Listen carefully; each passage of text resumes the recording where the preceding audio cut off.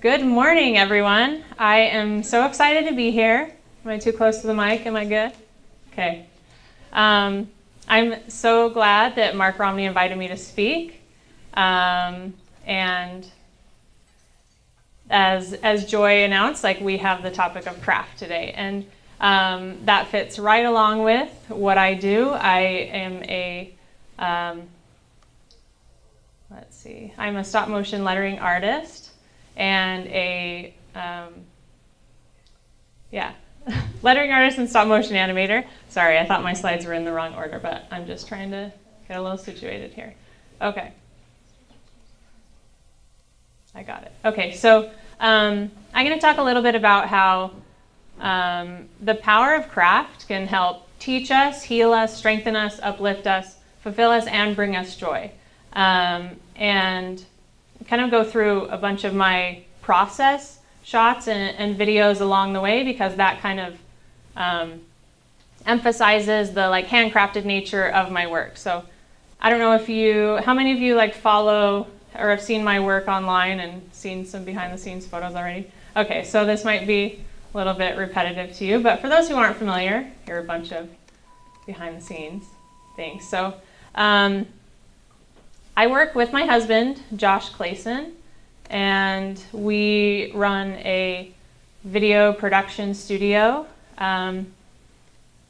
We create a lot of work here are a few examples of the type of work we've been creating lately. Trying to do short videos for businesses, for brands, for ad agencies.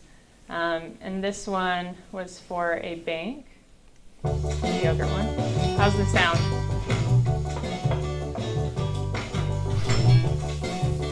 Yogurísimo, rico y nutritivo al precio de algo que es solo rico. Cremix y firme, ahora a solo 10 pesos por pote.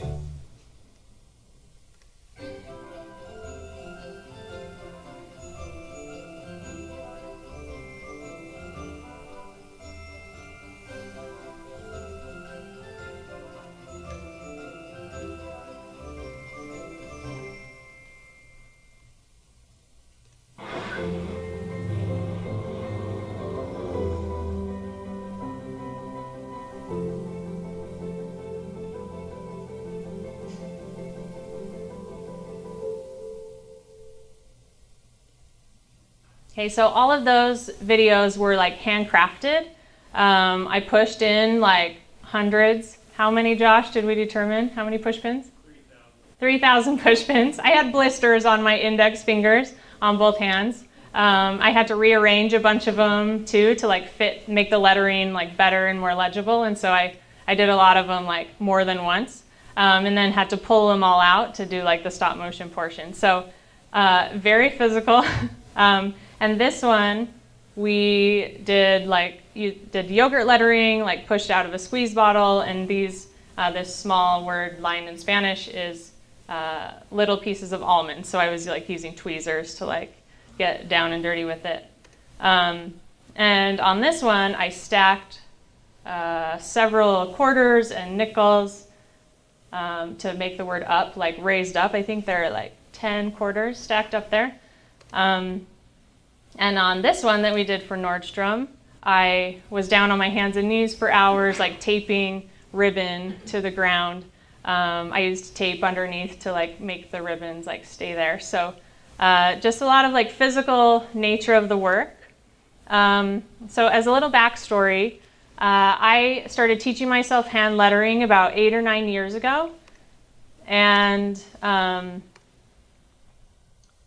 about 4 years ago was the first time that I brought it into the 3D physical world, sort of on a fluke. I had gone out into the garden, picked a bunch of tomatoes and peppers and whatnot to make some salsa, because I love chips and salsa. It's one of my dietary downfalls.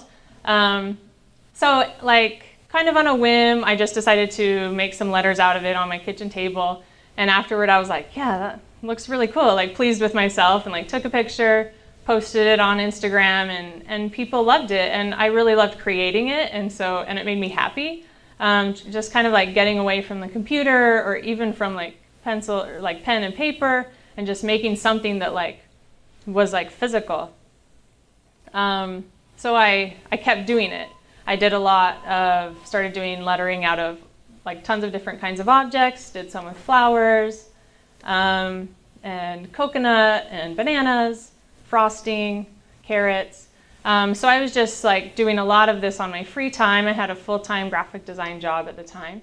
And I just like couldn't stop doing this. So I would like get up early and try to do something in the morning before I went to work, or get home in time to make something before it like got too dark, because I was still using like natural light, no artificial lighting at this time.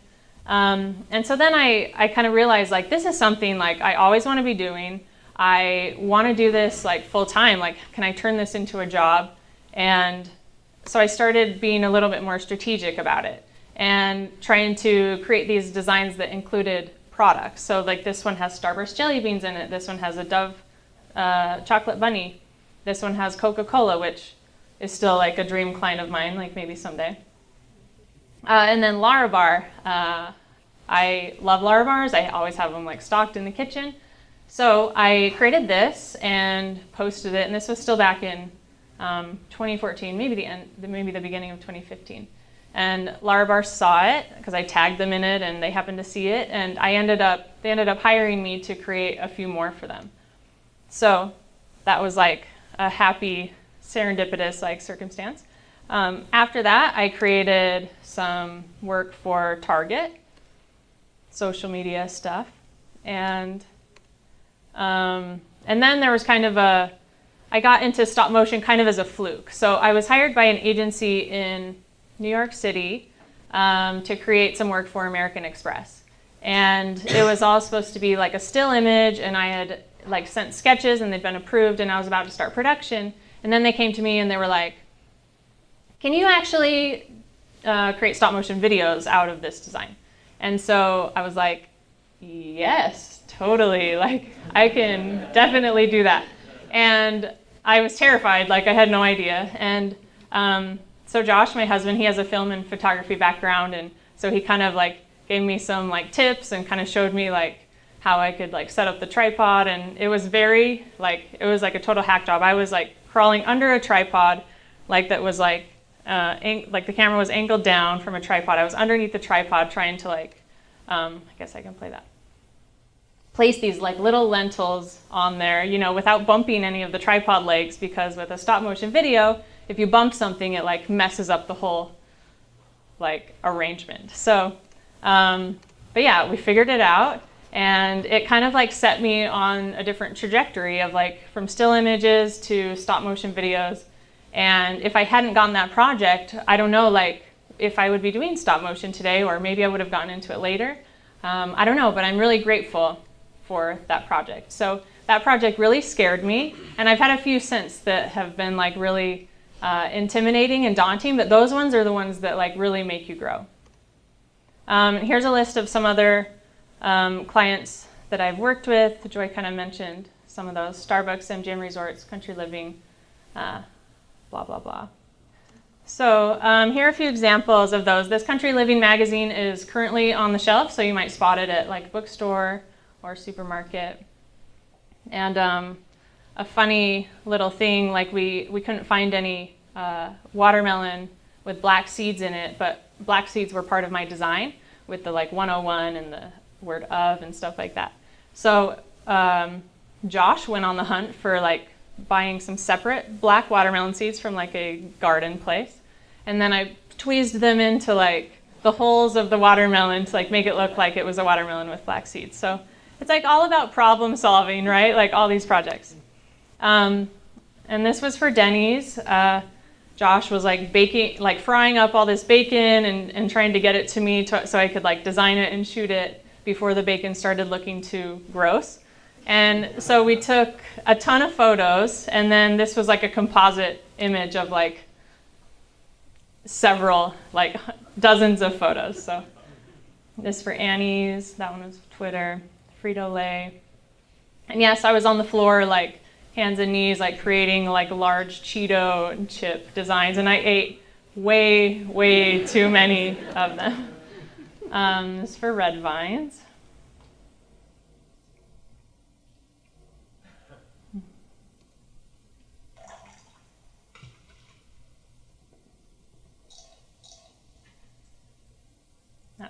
special K.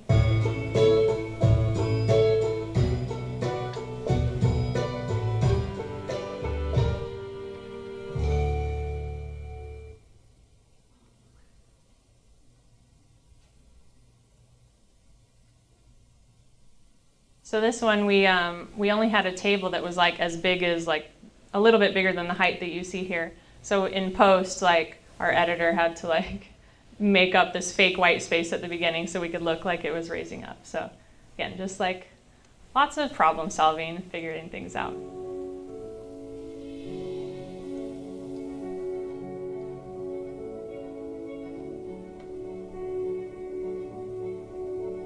So I don't know if you guys can tell, but those are all just like tons of tiny little keys. And so I created a big key out of tons of tiny little keys, and then I had to like move it along the screen like tiny bit by tiny bit. So yeah, it was quite the process there, but I think it turned out really cool. So we are currently working out of a studio space in Centerville, Utah, and we, as I mentioned, Josh has a film and photo background, and we've been working together full-time for about 2.5 years under my name, and we've grown in the past year to have like 2 employees, and we're going to be like doing a new name and website, kind of a rebranding as a creative production agency type of thing, and this is where I work when I'm not shooting stuff. And it's going to be called So Mighty, which is named after our son, whose middle name is Mighty. That's him right there. So yeah, so there's a little background on how I kind of got started and what we do. I love what I do. I love going to work every day. Monday mornings are like still like a little rough, but yeah, like overall, like I have a lot of like fulfillment and satisfaction in what I do, which I think is a blessing. I love being able to work with my hands and do something different like every day. It's a lot of fun.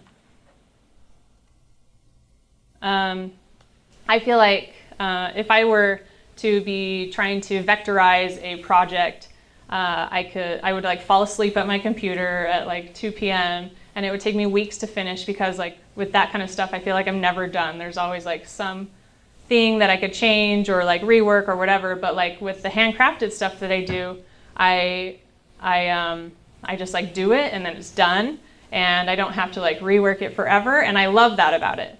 And I also like don't fall asleep while doing it.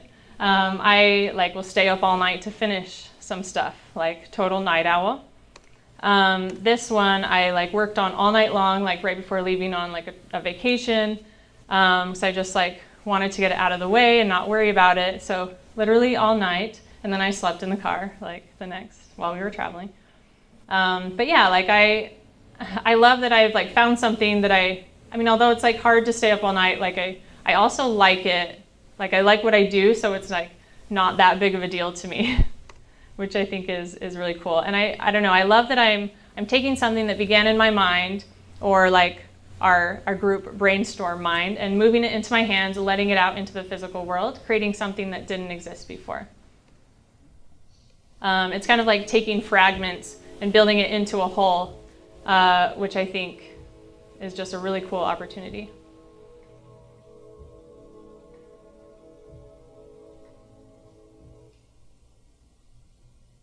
And one of my favorite parts of the job is like after I'm done like shooting and animating something, I can click play on the Dragon Frame program that I use for stop motion, and then I can just see it all looping. I can see it all come together, and that like makes me so happy and makes it so worth it, the hours that I spent like sketching, laying it out, shooting it. Like it makes it all worth it. I think when you've created something by hand in the physical world, you kind of like recognize yourself and what you've created, and you can reveal this self to others. Like it's so cool when you have something you designed or created that's like physical thing that you can like hold up and say like, I made this, like this is like part of me. So yeah, I love that aspect. And I also like the physicality of it. Like sometimes I'm in front of a desk, at a desk, like in front of a computer, working on like different things, but often I'm like working at the the table. Like, as you can see, I'm like crouched over, like reaching. Yesterday I was shooting a project that I was like standing up on the table, trying to like adjust the camera and like up and down on the table. And sometimes, like with the Nordstrom photo I shared earlier, I'm kneeling on the ground, like kind of like all over, like working on stuff. And I like that aspect of it. I really like this quote by Matthew B. Crawford. He wrote a book called The Case for Working with Your Hands. And he said, "We become passive and dependent, more easily manipulable. Our physical surroundings no longer hold our attention, and we start to succumb to virtualism, a vision of the future in which we somehow take leave of material reality and glide about in a pure information economy. This is the vision peddled by numerous commentators on the future of the internet. An ethereal, anchorless world in which all we do is exchange ideas and in which all that matters is the production of knowledge." So I think that this like dwindling of like manual skills and focusing on the like virtual world and computers like totally changes how we relate to physical stuff. So as consumers, we no longer make things, we buy them. We no longer fix things, we replace them. And it's just an interesting thing that's happening in our world. So I love that for my work, I can get back to like creating by hand and not just living in that like digital world.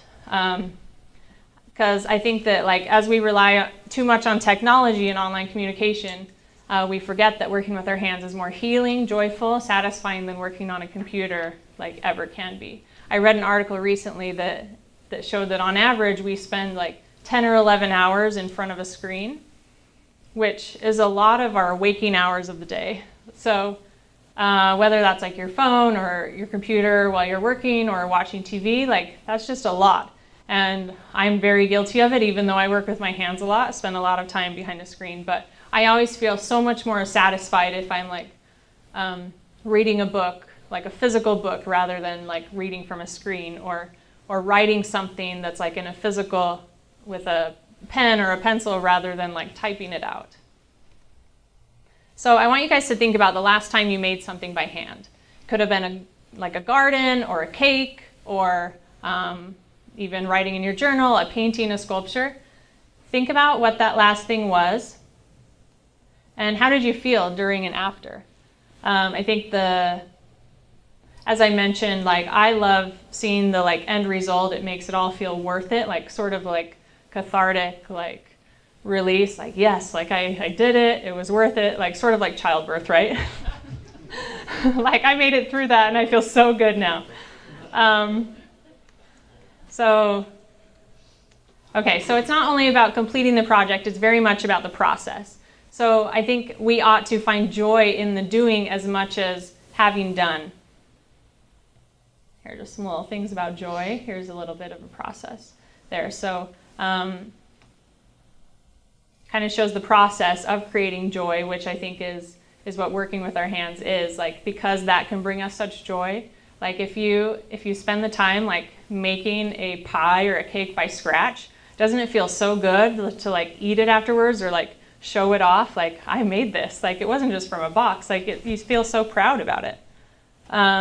So process is important for happiness because when we make, repair, create things, we feel vital, we feel effective.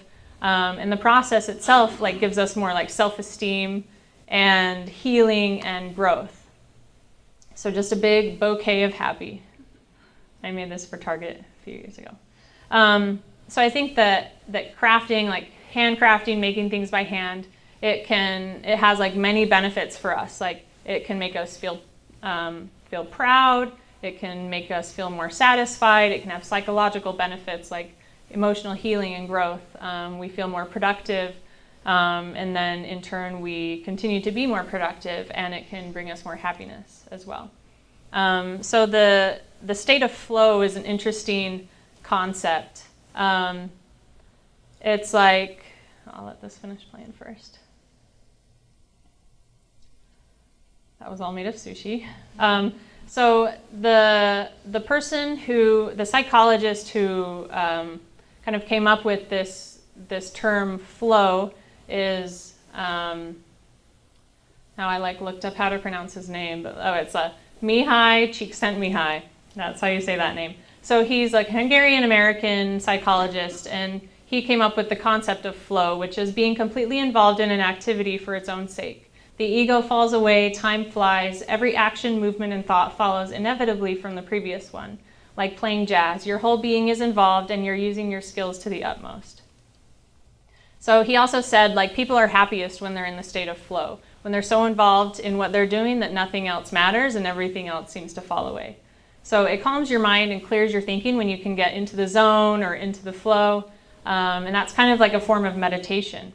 So that's something that like craft or making can bring to you. So when is the last time you guys experienced this? Does anyone remember or like think about it? When did you last feel like you were really in the zone, like working on something, like didn't want to be interrupted, you were just like going for it? What were you doing when you experienced it?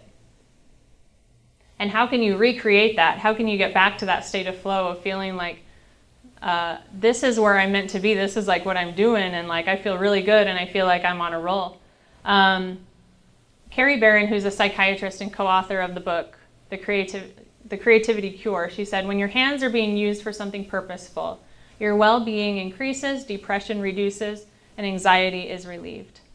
So I love that it has the, like making things by hand has the ability to increase our well-being, reduce depression, and that's powerful.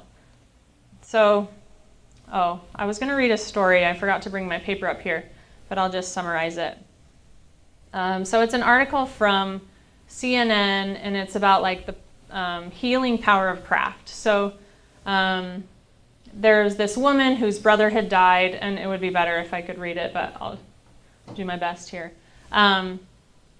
Whose brother had died, and she was just like in a really bad place. And then she couldn't like go outside, she couldn't go to work, she couldn't drive in the car because that's where they had found her brother's body in a car. And so she was just like really affected by this, like really depressed, had a lot of anxiety and fears. And her husband gave her a pair of knitting needles. So she started knitting, and as she learned how to do this and started spending more time with this, she became much more like calm and peaceful, and like it brought her like a lot of healing, so that she was able to get back into like her life and what she was doing before. The article goes on to talk about the psychological effects that scientists have been starting to find of like creating craft, like making things by hand and crafting, how that like really has that like actual physical effect on you, how it really is healing and it really can bring you to a better place. So it also, like, crafting can improve brain activity and function. And I thought it was interesting, like as I was kind of creating this talk and thinking about what I wanted to say, I found an article that talked about how, and I knew this was happening, but how they stopped teaching cursive in school. And, or maybe they just like touch on it a little bit, but so kids like these days are learning how to just write, like don't know how to write cursive and don't know how to read cursive, and they're doing a lot of their writing on a computer, on a tablet, so they don't have the same experience that we have, like as growing up, like a little bit older than that, of writing like by hand, like physically, and I feel like it like makes a huge difference. So I say all this, I've talked about like some of the benefits of craft, some of the benefits of making and the things that it can do for you. But I also want to spend a couple minutes talking about like why we feel the need to create, and what you guys can do to like continue to make and create. I think we make because it feels good. We all want to find truth and meaning. We're all searching for beauty, and art helps us do that. So for you guys, like how do we know what we should be making? How do we know like what's our purpose or our calling? So when I was creating this word fresh, like 4 years ago, I had no idea like where I would be 4 years from then. I didn't know that it was like the impetus to like my career that I kind of like carved out for myself. And like I could have just walked away from that. I could have done it and then like gone back to like doing like my graphic design jobs, like little logos for people, kind of feeling burnt out by lettering in general.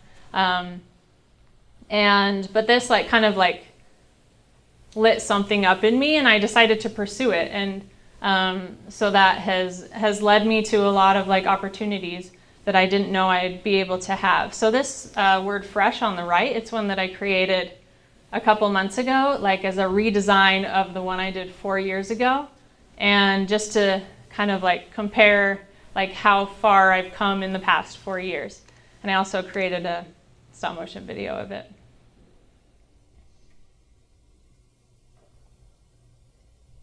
So you never know what is going to lead you to the right place or the place that you want to be. So pay attention to those moments that feel right and good. Pay attention to the things that like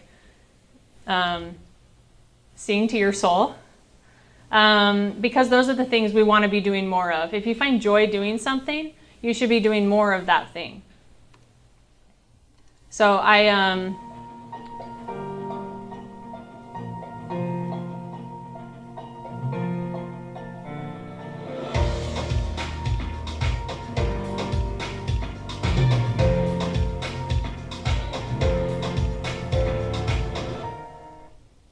going to try to talk over that, but it was a little too loud. So I love love, and I have created a lot of things that say the word love in there somehow. But I think like when you're looking for inspiration, it kind of comes down to love. Like you fall in love with these things or these people or these places, and those are inspiration to you. I read this quote like several years ago, but I've just kept it because it like really resonated with me. Do you fall in love often? Yes, often. With a view, with a book, with a dog, a cat, with numbers, with friends, with complete strangers, with nothing at all. I love widely and discreetly. And so I think that as we are trying to find inspiration or direction to find what it is that is what you're meant to do, like your purpose or something that like really fulfills you, pay attention to the things that you get crushes on.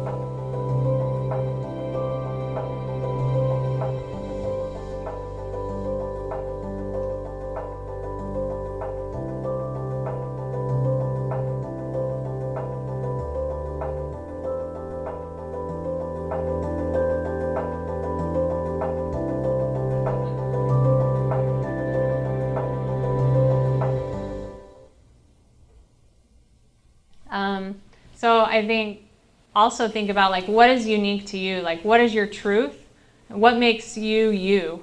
Everyone is different, and that's good, and that's for a purpose. I heard James Victoria speak last year, and he said something that really stuck with me. The things that make you weird as a child make you great today.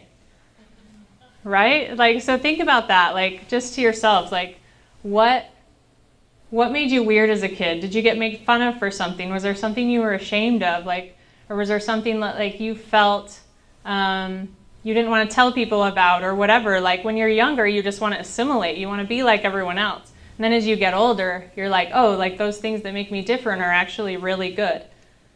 So tap into that. Don't try to hide it. Put it into your work and just be genuine and be vulnerable. And it's okay to stand out. We want to stand out.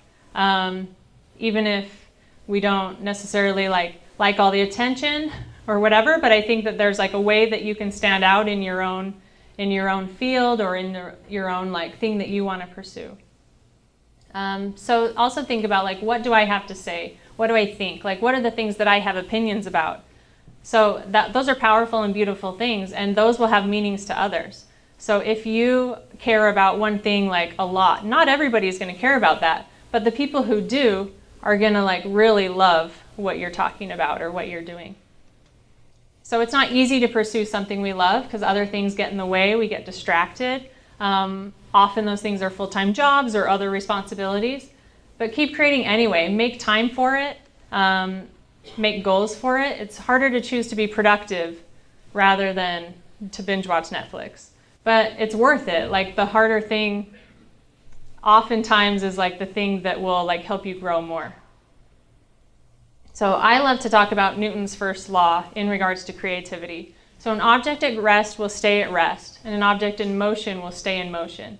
As you create, as you start creating and continue to create, that will just kind of create a momentum, like creative momentum that I like to call it. It's like creating leads to more creating, leads to more inspiration, which leads to more creating, which leads to more inspiration. And then you just like get on a roll, and it just like is a habit, and it just keeps happening. It's sort of like exercising. Like if you're used to not exercising, it's really hard to start and to get into a habit of doing it. But if you have like every day set aside a time for you to exercise, or 3 days a week or whatever, that's just what you do. That's your habit, and it just like is easy to keep that momentum going. But if you stop, it's just really hard to start again.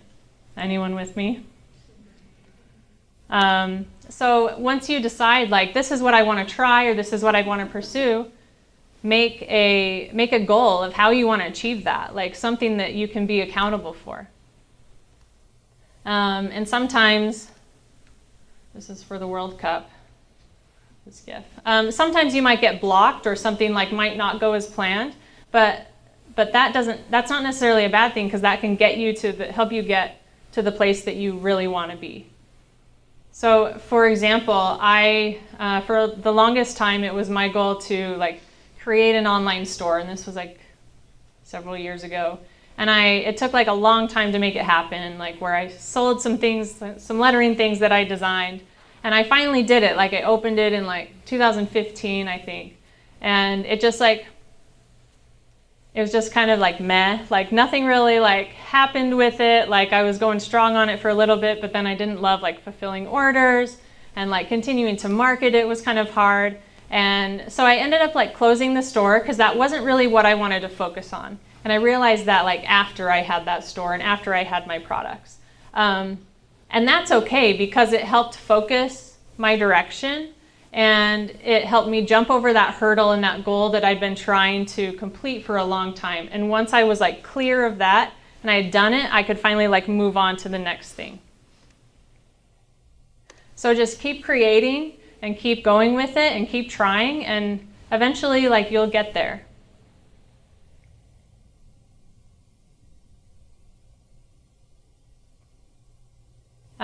Your joy is up to you ultimately. Like if something's not happy, if you're not happy about something in your life, like that's up to you to like change that, or change your attitude, or change your circumstances to find that happiness and find that joy.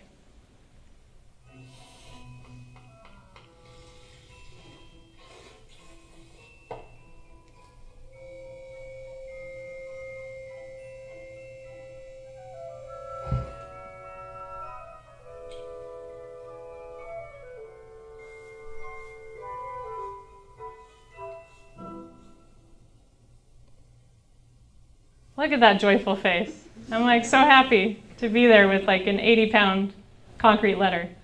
Josh made those letters. So keep creating, and keep putting good stuff out into the world. And I heard Jonathan Adler speak at Adobe Max last year, and he said there's a lot of good stuff in the world, but I want to make great stuff. And I love that, and I really do. I want to make great stuff, and I want you guys to make great stuff. I want us all to make great stuff. Thank you so much for having me. Oh,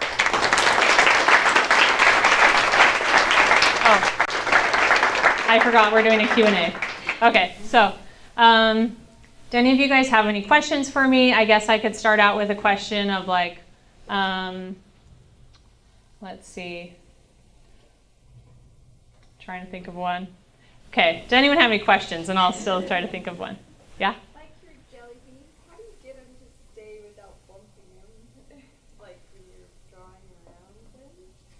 For which design? It was a blue jelly bean, and then the blue top around it. And then Oh, like I probably did bump it a little bit, but I don't know. I just had to try to come at it from like the top rather, or the side, yeah. So I just was right in the correct angle. Yeah, Jesse? What you're doing is very detailed, very time-consuming. How do you control distractions in your life? How do you make sure that you don't get off that goal and making you think? Sometimes I do get distracted. I think having a son like has helped me in that like I need to be more focused in my time so that when I'm with him, I am trying not to like do work at the same time, but you know, sometimes it still happens. But I think that it has helped me like, okay, I really need to get this done by this time. I really can't look at my phone or get distracted, just like stay focused on this. But yeah, I think it's just like setting boundaries for yourself and like setting goals. Like I want to get this done this day. And even if you give yourself a time limit to create something, it's not like you have to create, you know, the same things as me or like tactile lettering or get that detailed or do stop motion videos. But like, I think it's just a matter of like making something and feeling like you're being creative. And if you set yourself a goal of like for a half hour every day, I'm going to like work on this bigger project, or for an hour every day, I'm going to make a little project, or you know, whatever it is. Anyone else? Yeah. I was just curious, you kind of said your background was in a lot of like hand lettering. How much time do you still spend doing that portion of your job? Like do you still doodle a ton, or is that obsolete now? No, well, I mean, lettering is in most of my work, and I create sketches for all of those. So I create like mock-ups and sketches for every one of my things before I like bring it into the physical world. So yeah, so I'm still lettering all the time. As far as like refining something digitally or like vectorizing something, I don't do that like as much, and I much prefer it that way. I like the way that I do lettering a lot more than when I was like vectorizing things a ton. So yeah, I still create lettering a lot. Any other questions? Yeah, how many, like, how much time goes into one of your, I know it probably varies, but how much time goes into one of your stop motion videos or clips? Yeah, it does vary. So it's like kind of hard to say, but I mean, usually I give myself a day, like a full day to design something or like to lay something out, and then a full day to shoot it. Yeah. How was it navigating your pricing when you first started? It's difficult to deal with pricing, but I have an agent, and I've been with that agent for a few years, and that has really helped. I kind of like know like the ballpark of things like through that communication, and kind of given me an awareness of that. And then I think that, I don't know, you just kind of like grow through experience. Like for each project, I learned something more about like pricing, or how I could have like communicated better with the client, or how, you know, I maybe should have charged or detailed in a contract, like this is the number of revisions I will do, you know, like just kind of like learning as you go. But I think if you're just starting out and don't have any idea about pricing, I think it's really good to talk to other people in the industry. If there's a particular type of project that you do, talk to other people who do that kind of project. And I think that people are willing to share that kind of information. They probably won't like publish it online or post about it, you know, but if you ask them like personally and directly and like from a place of learning, I think they'd be more than happy to share some information with you. How much creative control do you have? It totally depends like on project to project, but typically we'll get like an assignment of like, if it's from an ad agency, usually there's more direction from the beginning. Like they already have like this sort of campaign in mind, and then we execute it, or like ideate a little bit to like say like, well, what would work best, and like how should we animate this. Usually like the way that things are animated, we have like pretty full control over it. But in terms of like the materials used or the colors used, like sometimes they're really specific or about that sort of thing. And sometimes the style of lettering is like we may have like full control over it, or sometimes they might have a specific thing, like we want a really detailed flourishy thing, or we want like blocky sans serif, you know, like sort of details like that. But if we're working directly with a brand, usually things are more flexible. So I'm in like halfway through shooting a project for LaCroix. sparkling water, and the entire direction was like, I want you to create a video for the 4th of July.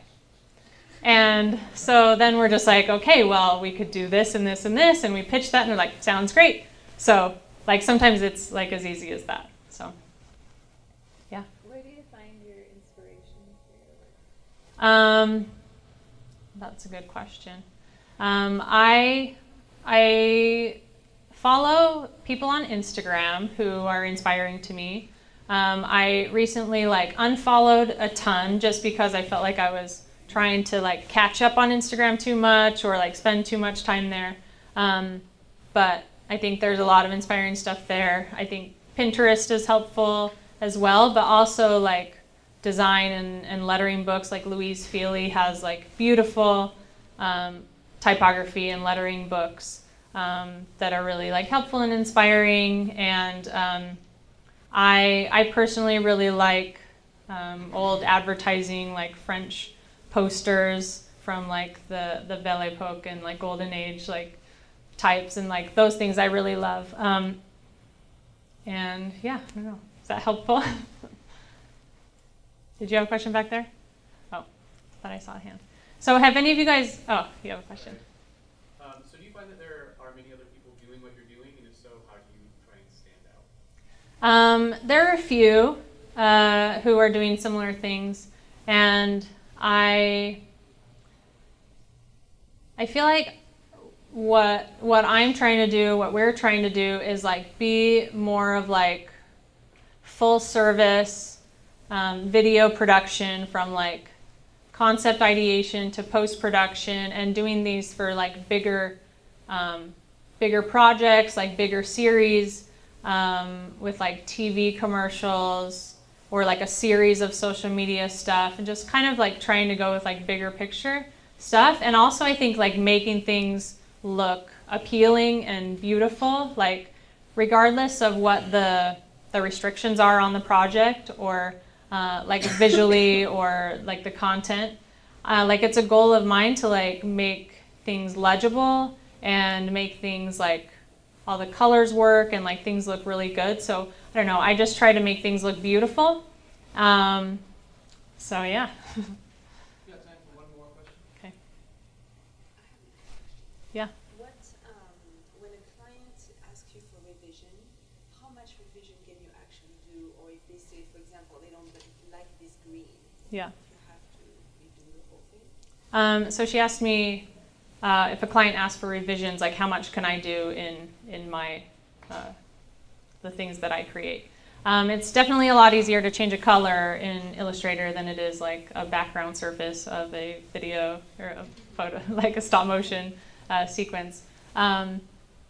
But usually up front, I will tell a client, like, we're going to go through these sketches and these storyboards, and this is like the pre-production deck. So I typically create a pre-production deck for my clients to show like, these are the materials we're going to use, this is the background we're going to use, and this is what everything's going to look like, and these are like the frames that we're kind of seeing.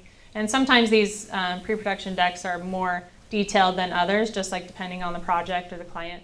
But that kind of gives me the freedom to say, if they want changes later, to say like, well, this was all approved in pre-production, so this is what we went with, and then they realize like, yeah, they're right, like, okay, like that's fine. Or if they're like really pushing for something, like if we have to change a background color, it's very difficult, but like sometimes possible depending on like what the content is, to like change to color in After Effects. Like you can like change a selective color sometimes, like depending on what it is. But yeah, and sometimes like I can adjust a few frames in Photoshop and like re-import that and like mask some things. Like we do a lot of masking in our editing to like kind of fix like little problems here and there.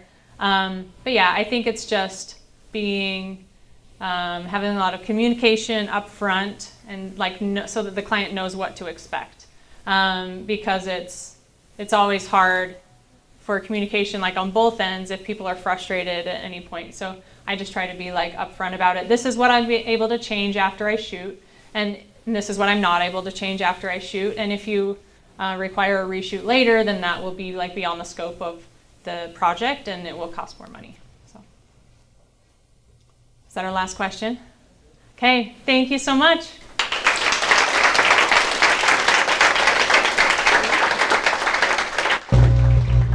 Sorry. Whoa, all good.